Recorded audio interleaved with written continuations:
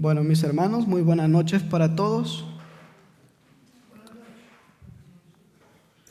Dios les bendiga a cada uno, a todos los presentes que nos hemos dado cita para estar en este lugar y también para todos aquellos que nos van a ver a través de las redes sociales. Sean todos muy bienvenidos y que esta programación y que los temas que se estén llevando a cabo en el transcurso de esta semana puedan ser temas de bendición y preparación para nuestra vida espiritual.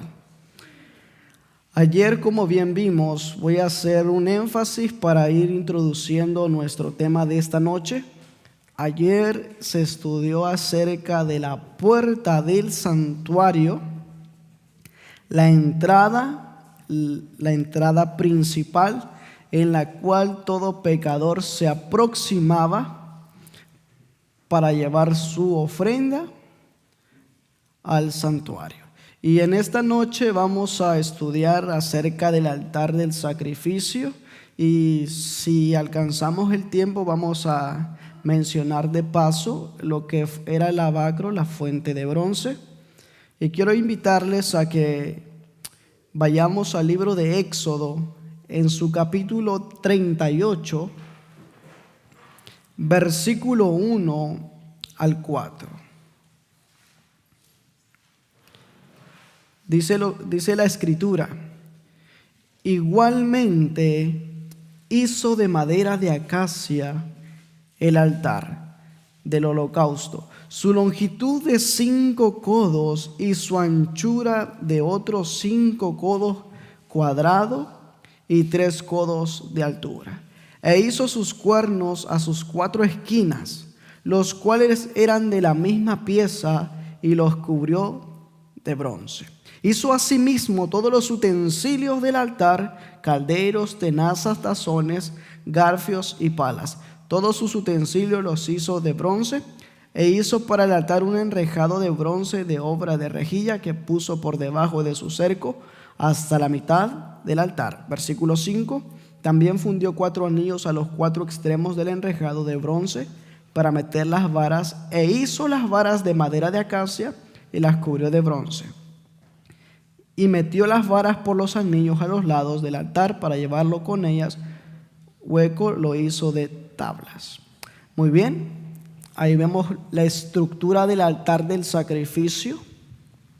Pero cada partecita, que cada dimensión o cada parte de ese altar de sacrificios tenía un significado.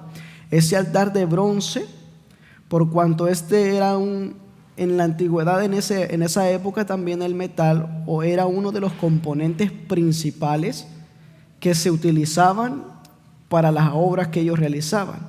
Es decir, en el altar del holocausto había funciones. O sea, cuando hablamos del altar, nos estamos refiriendo a que en el altar se realizaban sacrificios. Miren, en el libro de Salmos es muy importante que notemos cómo lo describe el salmista en cuanto a el sacrificio que se realizaba. En el libro de Salmos, capítulo 43,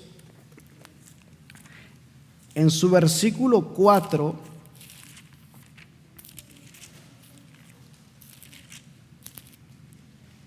miren lo que dice: y entraré al altar de Dios, a Dios mi alegría, mi gozo, y te alabaré con arpa, oh Dios, Dios mío.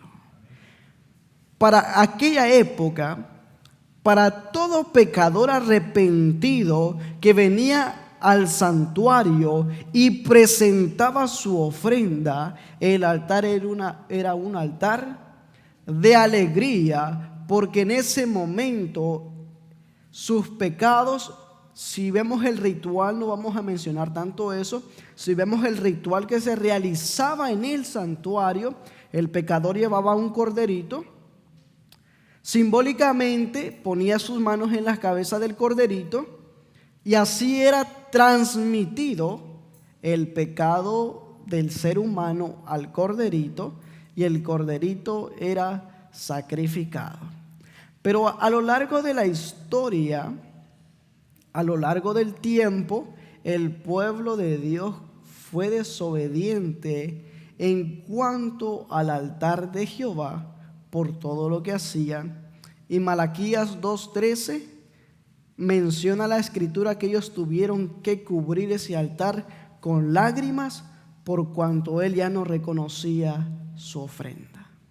Así que lo que era un altar de alegría, ahora ellos lo habían cubrido con lágrimas, porque Dios ya no respondía ya no aceptaba sus ofrendas. Qué lección tan grande. Otra de las cosas, la dimensión que tenía el altar,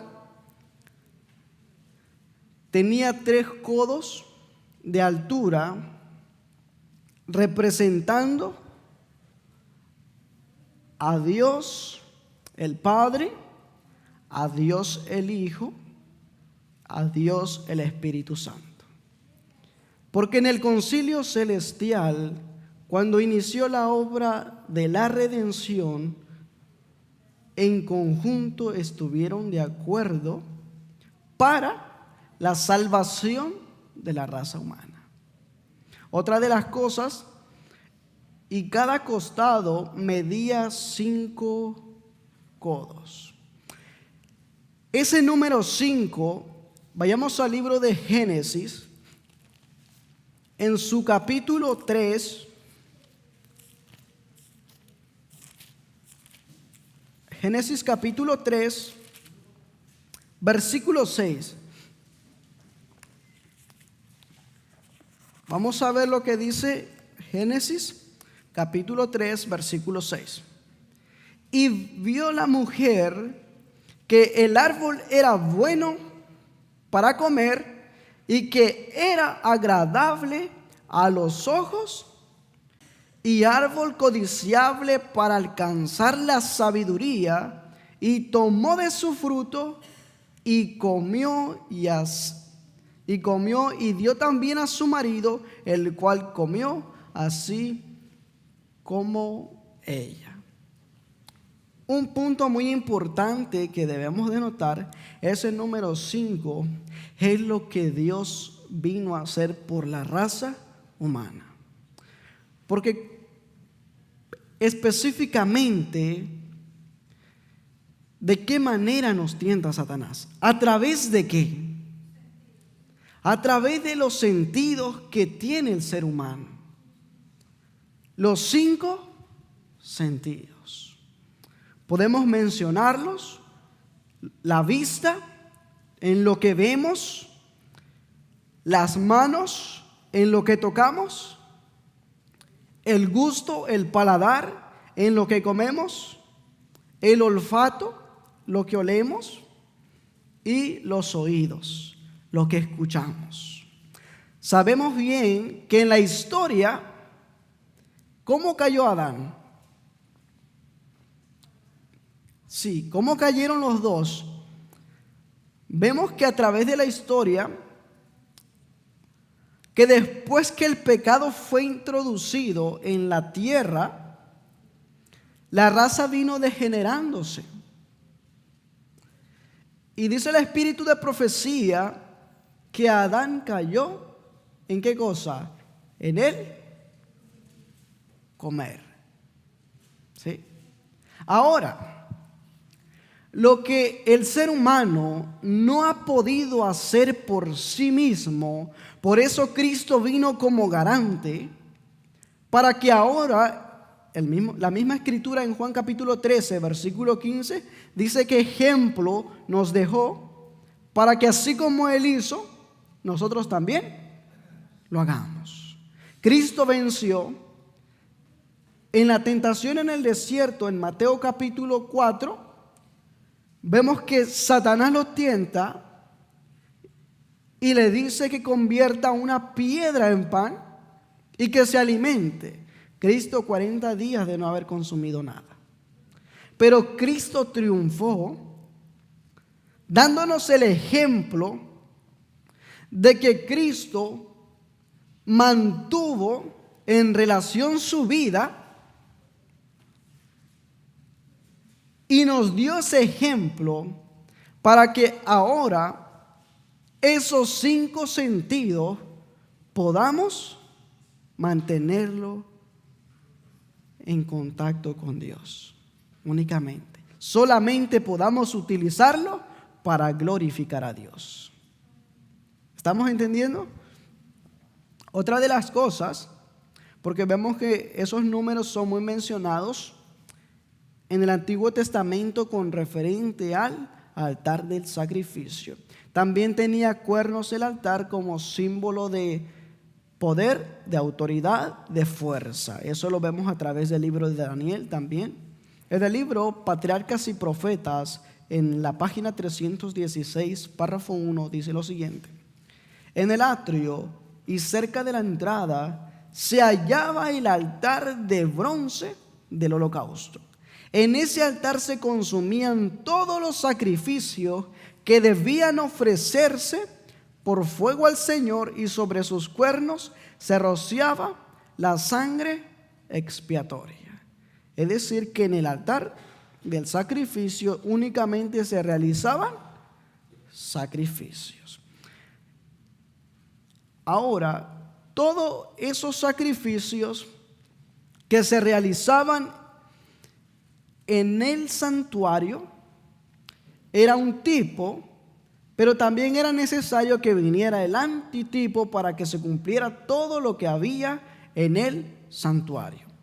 En el libro de Comentario Bíblico Adventista, el tomo 1, en la página 997, dice lo siguiente: el altar del holocausto, con su sangre derramada, representa la gran verdad evangélica de la expiación del pecado por medio del sacrificio vicario de Cristo.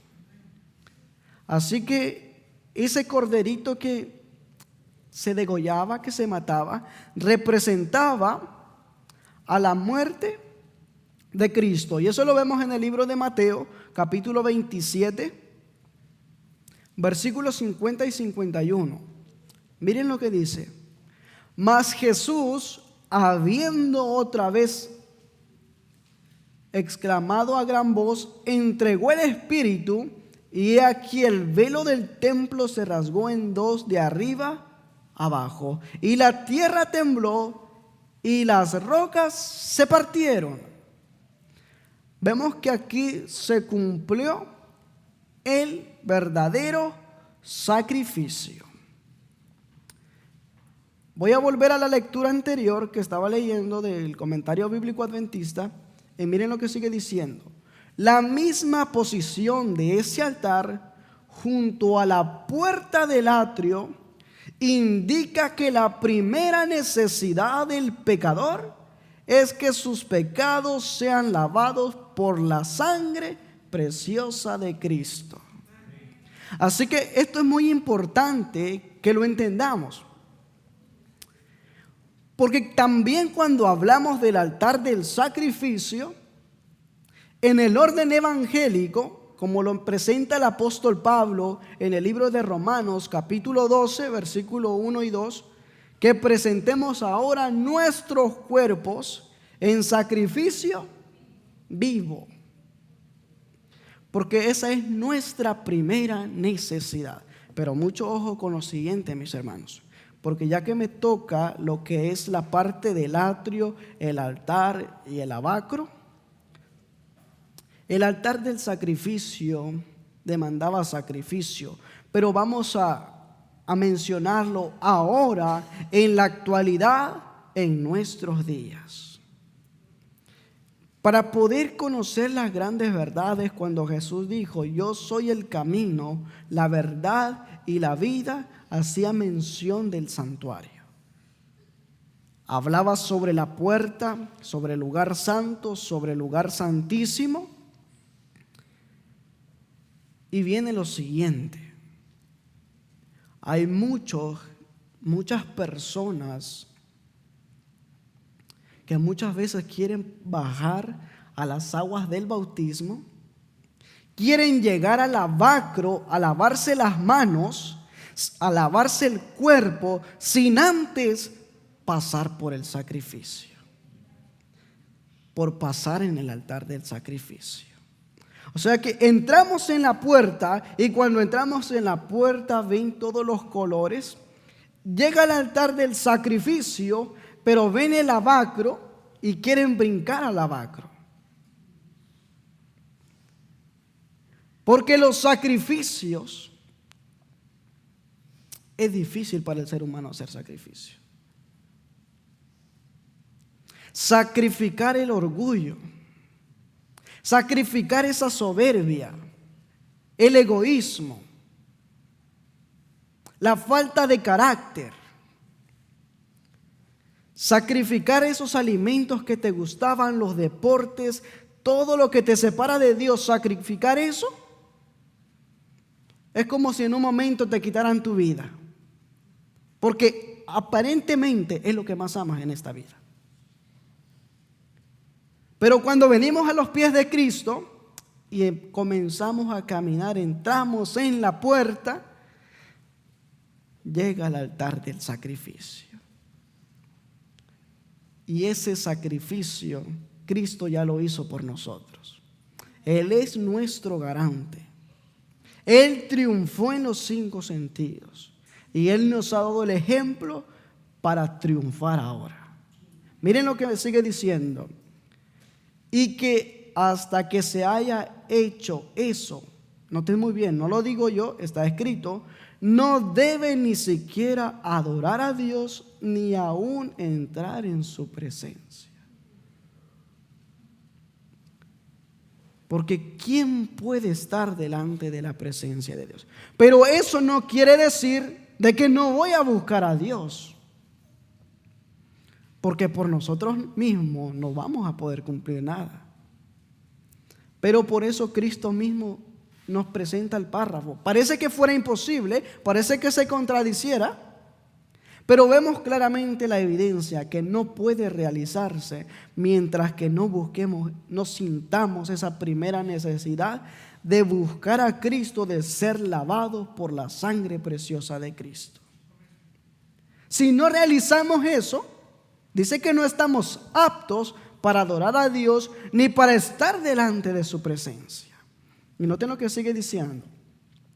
El altar era testigo de la culpa del hombre y de su necesidad de expiación y reconciliación. Luego le aseguraba que esto ya se había logrado. ¿Estamos entendiendo? Cuando eran transmitidos los pecados, el pecador, aunque no eran borrados, entendamos también eso, no eran borrados, eran limpiados, pero al que le toque presentar acerca del lugar santísimo, él lo va a presentar, yo creo eso, porque no se borraban los pecados sino hasta el día de expiación. Hasta ese momento se borraban los pecados. Eran limpiados, mas no borrados. ¿Ok? Continuamos. Dice esta carta del Espíritu de Profecía 230 de 1907. Cristo estuvo clavado en la cruz entre la hora tercera y la hora sexta. Es decir, entre las 9 y las 12. Murió en la tarde. Esta era la hora del sacrificio vespertino. Entonces el velo del templo se rasgó desde arriba abajo, el cual ocultaba la gloria de Dios de la congregación de Israel. La gloria ocultaba del lugar santísimo debía permanecer revelada mediante Cristo. Él había sufrido la muerte por cada hombre. Por medio de esa ofrenda, los hijos de los hombres se convertirían en los hijos de Dios. ¿Por medio de qué? Por medio de la ofrenda que Cristo hizo. Porque Pablo presenta la condición del ser humano. Y él dice que por cuanto todos hemos pecado, quedamos destituidos de la gloria de Dios. Ahora, con la muerte de Cristo, con su justicia impartida, ahora somos reconocidos como hijos de Dios. Sigue diciendo, a cara descubierta y mirando como en un espejo la gloria del Señor, los creyentes en Cristo debían ser transformados en la misma imagen de gloria en gloria. El propiciatorio sobre el cual descansaba la gloria de Dios en el lugar santísimo está abierto para todos los que aceptan a Cristo como propiciación por sus pecados y de esa manera entran en comunión con Dios. El velo está rasgado, el muro de separación está derribado, está cancelada el acta de los decretos por virtud de su sangre, la enemistad está abolida. Por la fe en Cristo, judíos y gentiles pueden participar del pan viviente, porque Cristo vino a hacer esa separación. Solamente como este tema ya lo presentaron anteriormente, solamente voy a mencionar los sacrificios que se realizaban. En el libro de Levíticos, desde el capítulo 1 hasta el capítulo 4, me parece, menciona esto, los principales sacrificios, lo que se realizaba en ese altar, los principales sacrificios, holocaustos, ofrendas de harina, ofrendas de paz, ofrendas por el pecado, ofrendas por las transgresiones, la ley de los holocaustos, la ley de las ofrendas de harina, las ofrendas de harina del sumo sacerdote, la ley de las ofrendas por el pecado, la ley de las ofrendas por alguna culpa y la porción para el sacerdote de los holocaustos, holocaustos y ofrendas de harina. Eso era todo lo que se realizaba en ese altar. Ahora, ¿en qué momento, en qué situaciones se realizaba todo esto? Allí mismo Levítico, voy a mencionar, Levíticos 1:3 dice, a la voluntad generalmente, cuando el pecador sentía la necesidad de ser perdonado, traía su ofrenda al altar del sacrificio. También se hacía diariamente, recordemos que se hacía un sacrificio de mañana y se hacía un sacrificio de tarde. También se hacía sacrificio en las consagraciones, en días especiales y fiestas. Se hacía sacrificios en sábados, nuevas lunas, fiesta de los panes sin levaduras. Está en Números capítulo 28, Éxodo capítulo 29. Solamente los estoy mencionando de paso, porque eso ya anteriormente se explicó en un tema anterior. En la fiesta de los panes sin levadura, en día de la gavilla mecida, día del Pentecostés, eran los cuales se realizaban sacrificios. Primer día del séptimo mes, en el día de la expiación, en la fiesta de los tabernáculos, en el octavo día de la fiesta de los tabernáculos, en la purificación tanto como del parto, de la lepra, del flujo de sangre. También se hacían sacrificios en el voto del Nazareo, como con ofrenda por el pecado de los pobres, con ofrenda por el pecado cuando la congregación pecaba por ignorancia. Así que todos los sacrificios anteriores ya mencionados, los que mencioné que se realizaban, y la circunstancia, la situación en las cuales se realizaban. ¿Por qué solamente quiero hacer un énfasis con eso? Porque quiero recordarles que en una semana de oración anterior se explicó eso. A la persona que le tocó explicó acerca de los sacrificios. Yo quiero centrarme en algo más, algo diferente. Ok, ahora, el pastor creo que ha de reconocer estas palabras. Quizás muchos de nosotros no los hemos escuchado, porque estas palabras se han utilizado mucho en lo que es la teología adventista. La palabra teofónica, la palabra soteriológica, doxológica y tipológica. Creo que el pastor reconoce eso y quizás muchos de nosotros también.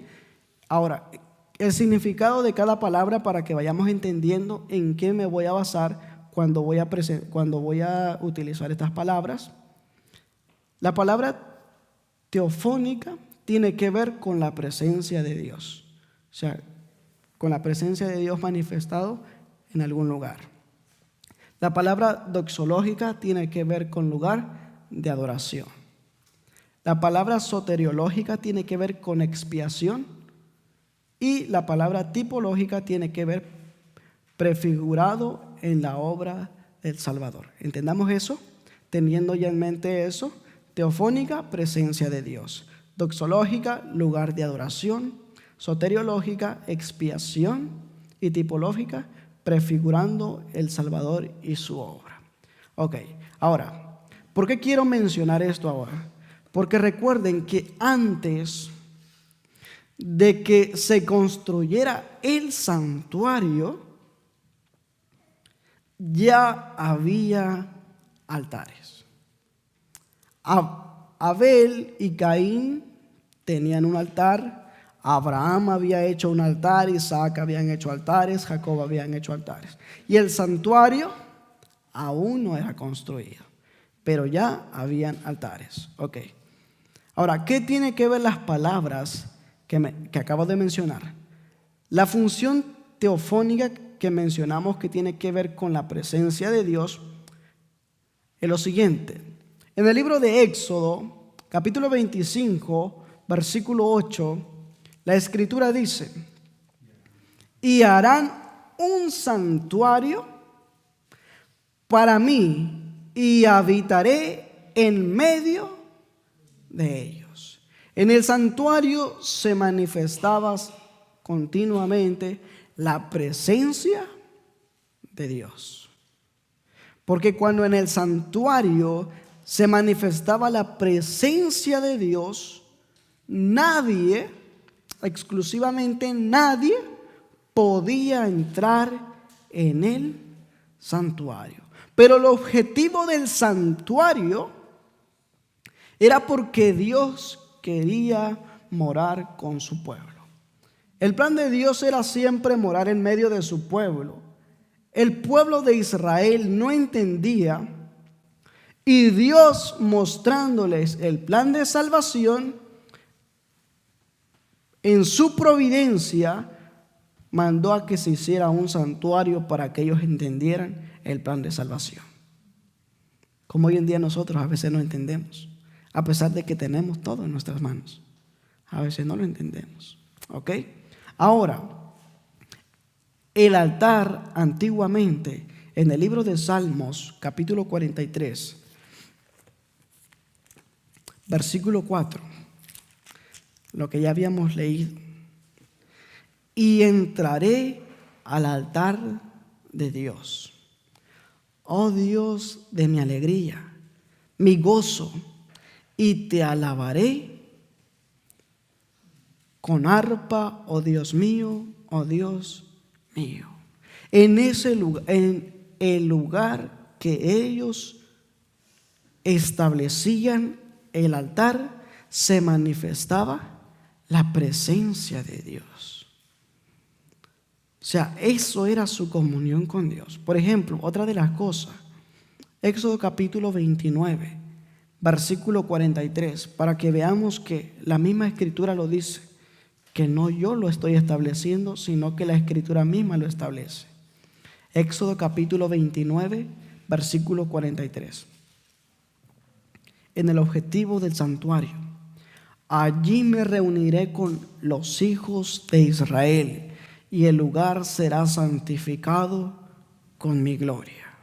¿Qué pasaba con el santuario? Era glorificado cuando la presencia de Dios, era santificado cuando la presencia de Dios estaba en ese lugar. Ahora, ¿cómo eran santificados los altares antes de que se construyese el santuario? Génesis capítulo 12, versículo 7. Miren lo que dice: y apareció Jehová a Abraham y le dijo: a tu descendencia daré esta tierra. Y edificó allí un altar a Jehová, quien le había aparecido. La presencia de Dios se mantuvo en ese lugar. Abraham hizo un altar y la presencia de Dios santificó ese lugar. ¿Cuántos creemos que la presencia de Dios se encuentra en este lugar? ¿Cómo debería ser nuestra actitud? ¿Se acuerdan cómo actuaba el pueblo de Israel cuando la gloria de Dios se manifestaba en el santuario? ¿Quién corría? ¿Quién gritaba? Nadie. La presencia de Dios estaba ahí. Si creemos que la presencia de Dios está en este lugar, santifiquemos este lugar también. Génesis capítulo 26, versículos 24 y 25. Y se le apareció Jehová aquella noche y le dijo: yo soy el Dios de Abraham tu padre. No temas, porque yo estoy contigo y te bendeciré y te multiplicaré tu descendencia por amor de Abraham, mi siervo. Y edificó allí un altar e invocó el nombre de Jehová y plantó allí su tienda y abrieron allí los siervos de Isaac un pozo. ¿Qué pasó también en ese altar? También Dios mismo estaba allí. Ok, ahora viene la otra parte. Entremos en la función doxológica, lo que tiene que ver con adoración. Muchas veces creemos, muchas veces pensamos que el único lugar que podemos mantener reverente, mantener santificado, es este recinto. Aquí donde venimos todos los sábados, donde cantamos, escuchamos los sermones, escuchamos el pan vivo, la palabra de Dios. Pero en los otros días de la semana, ¿cómo actuamos en nuestros hogares? Salmos capítulo 96, versículo 3, dice la palabra del Señor: proclamad entre las naciones su gloria y en todos los pueblos sus maravillas. ¿Qué debemos hacer? Proclamad entre las naciones su gloria. Siempre la gloria de Dios manifestado en cada cita de la Biblia tiene que ver con su presencia, su carácter. Con las personas que viven en nuestros hogares, ¿cómo somos? Con todos los pueblos que convivimos, con todas las personas que convivimos, ¿cómo somos? ¿Estamos entendiendo eso? ¿Qué implica el llegar al altar del sacrificio? Así como representaba al sacrificio de Cristo, pero aceptar ese sacrificio de Cristo en nuestras vidas, ¿qué implica para nosotros? En esa función que ya vimos primero, con la presencia de Dios, ahora con la adoración a Dios. Génesis, capítulo 12, nuevamente, versículo 8. Luego se pasó de allí a un monte al oriente de Betel y plantó su tienda. Y teniendo a Betel al occidente y a Ai al oriente, edificó allí altar a Jehová e invocó el nombre de Jehová. Montó su tienda, hizo su altar, ¿y qué hizo? Invocó el nombre de Jehová.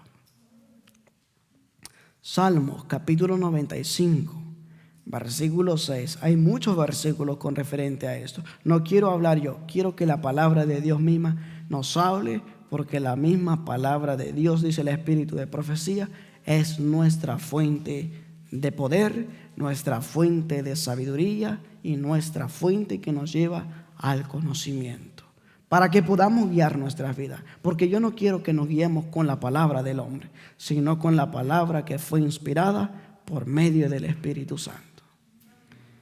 Salmo 95:6 dice: venid, adoremos y postrémonos, arrodillémonos delante de la presencia de nuestro Hacedor.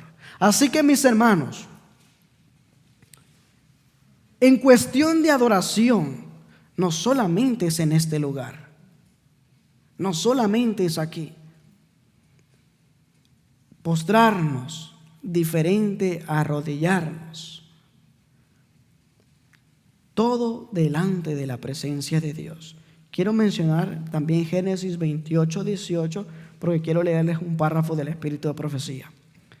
Y se levantó Jacob de mañana, y tomó la piedra que había puesto de cabecera, y lo alzó por señal, y derramó aceite encima de ella.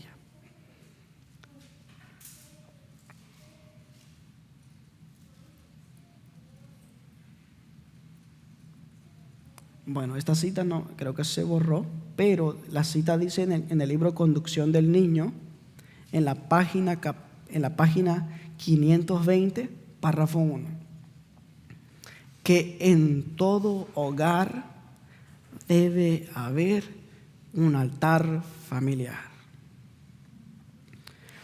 Porque debería haber un altar en nuestros hogares. Porque también, dice esa cita, nuestro hogar debiera de ser ese pedacito de cielo. Por eso digo, ¿cómo nos comportamos en nuestros hogares? Si en cada altar que se realizaba en la historia, en el pasado, se manifestaba la presencia de Dios. ¿Cuántos tenemos un altar en nuestros hogares? Felicito a los que lo tienen.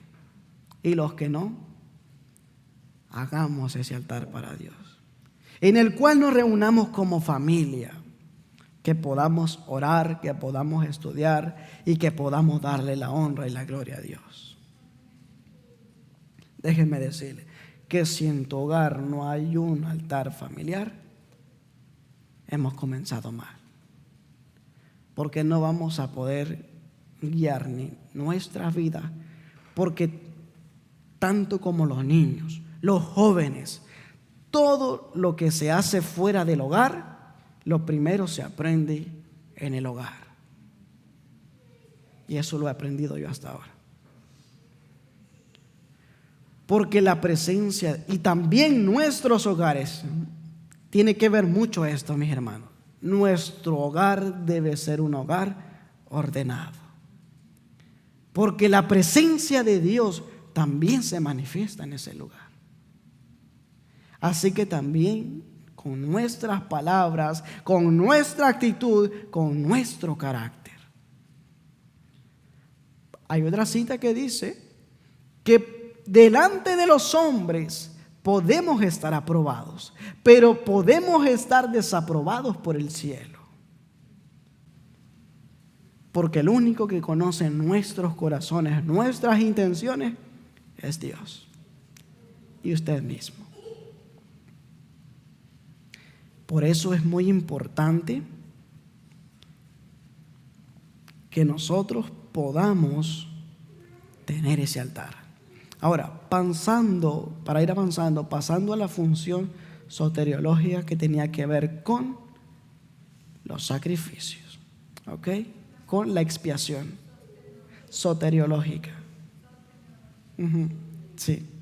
En Levítico capítulo 4, que ya he mencionado anteriormente, Levítico capítulo 4, versículo 27, dice lo siguiente: y si alguno del pueblo, el que peca inadvertidamente, haciendo cualquiera de las cosas que el Señor ha mandado que no se hagan, y se hace así culpable, que se le hace saber el pecado que ha cometido, traerá como su ofrenda una cabra sin defecto por el pecado que ha cometido. Eso era lo que se hacía en el santuario. Y lo que se hacía en el altar antes del santuario, Génesis capítulo 4, versículo 4. También Abel, por su parte, trajo de los primogénitos de sus ovejas y de la grosura de los mismos. El Señor miró con agrado a Abel y a su ofrenda, pero a Caín y a su ofrenda no miró con agrado, y Caín se enojó mucho y su semblante demudó. Entonces el Señor dijo a Caín: ¿por qué estás enojado y por qué ha demudado tu semblante? Vemos que también en ese primer altar, que tenía que ver con la presencia de Dios, con adoración, se presentaron sacrificios. Ahora, el espíritu de profecía menciona que el sacrificio de Abel fue aceptado porque en el primer sacrificio que Adán ya había hecho, para que él tomara vestiduras, que había sido lo mismo que Dios había mandado, un cordero. Si leemos el libro de Hebreos capítulo 11, Abel no ofreció un sacrificio solamente por la moralidad humana, sino porque creía que a través de ese sacrificio en un futuro vendría el restaurador.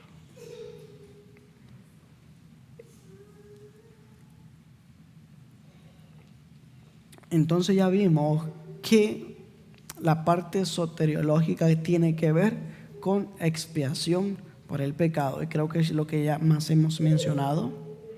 Ahora, la función tipológica tiene que ver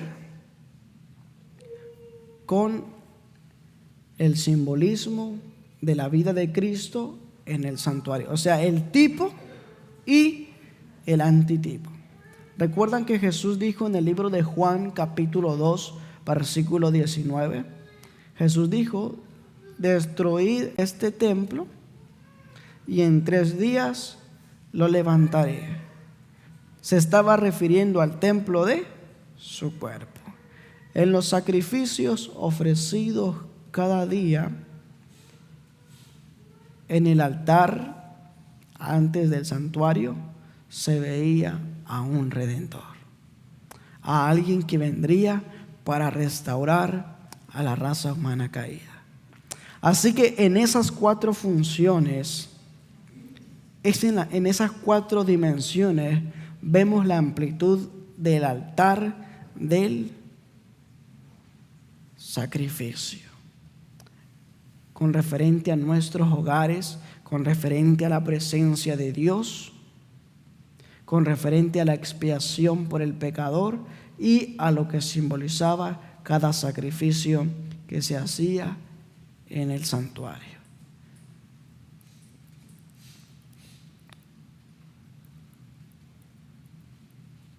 Y solamente voy a mencionar, dicho de paso, también esto ya lo explicamos, no es necesario que lo vuelva a mencionar por ahora. El altar o la fuente de bronce, en el estudio que tuvimos anteriormente, presentamos que la fuente de bronce representaba tanto como a la resurrección de Cristo, también como al bautismo, que era necesario también. Recordemos que el libro de Marcos capítulo 16, versículo 16 dice que el que creyere y fuere bautizado serás salvo. Así que también era necesario, pero también la resurrección de Cristo era necesario, porque al Cristo ascender al cielo, iba a comenzar su obra en favor del hombre, pero ahora en el cielo. Y ya con esto voy a finalizar. Salmos capítulo 43, versículo 4.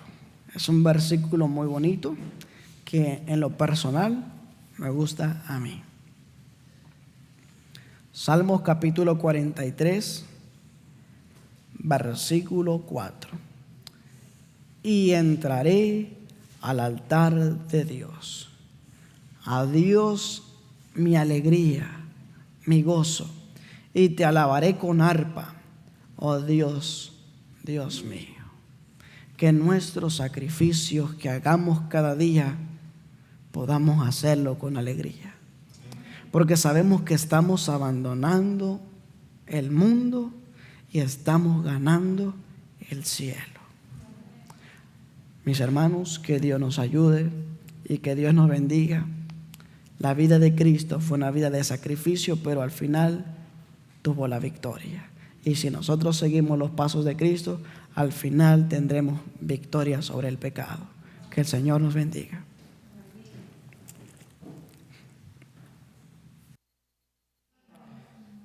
Nuestro Dios y Padre Celestial, nuevamente seguimos en oración, agradeciéndote por todas tus bondades, todas tus misericordias.